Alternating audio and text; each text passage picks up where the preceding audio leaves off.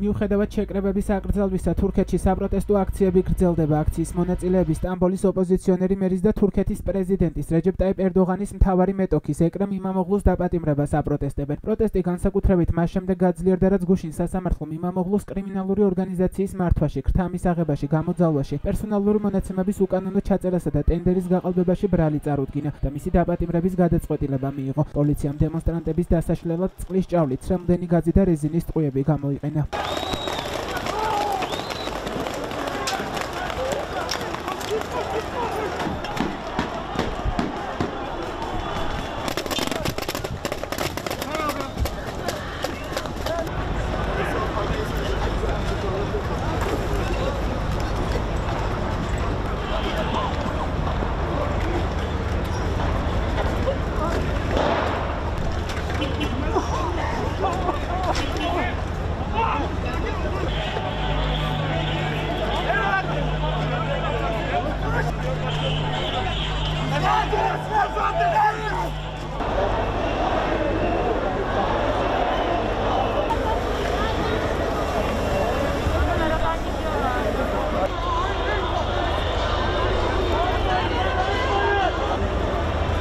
გასული კვირიდან დაწყებული საპროტესტო აქციების დროს ჯამში 1123 ადამიანი დააკავეს. ამის შესახებ ინფორმაციას თურქეთის შინაგან საქმეთა მინისტრი ალი იერლიკაი ავრცელებს. თურქეთის ჟურნალისტთა გაერთიანების ინფორმაციით სტამბოლის მერის ეკრემ იმამოღლუს დაკავების წინააღმდეგ სხვადასხვა ქალაქებში გამართულ საპროტესტო აქციებზე გაშუქებისას 9 ჟურნალისტი დააკავეს.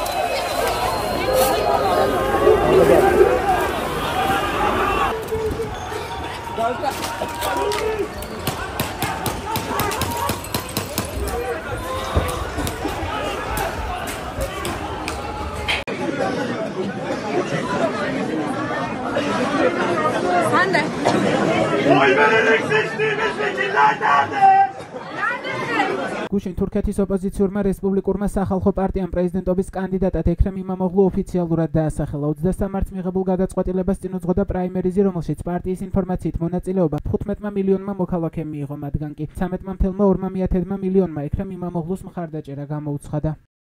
სტამბოლის ოპოზიციონერი მერი თურქეთში ერთ-ერთი ყველაზე პოპულარული პოლიტიკოსი ექრემ იმამოღლუ კორუფციის ბრალდებით 19 მარტს დააკავეს. 23 მარტს სასამართლომ იმამოღლუს წინასწარი პატიმრობა შეუფარდა. ის ჩამოაშორეს სტამბოლის მერის თანამდებობასაც. იმამოღლუ ბრალდებებს კატეგორიულად უარყოფს. ექსპერტები ფიქრობენ, რომ სტამბოლის მერის დაკავებით პრეზიდენტი ერდოღანი მომდევნო 2028 წლის არჩევნებისთვის რეალური კონკურენტის ჩამოშორებას ცდილობს. დაკავებამდე 2 დღით ადრე 17 მარტს სტამბოლის უნივერსიტეტმა თურქეთის გენერალური პროკურატურის მიმართვის საფუძველზე, რომელმაც დიპლომის ლეგიტიმურობა ეჭქვეშ ექრემ იმამოღლუს უმაღლესი განათლების დამადასტურებელი დიპლომი გააუქმა. თურქეთის კანონმდებლობით კი პრეზიდენტად კენჭისყრა მხოლოდ უმაღლესი განათლების მქონე პირს შეუძლია.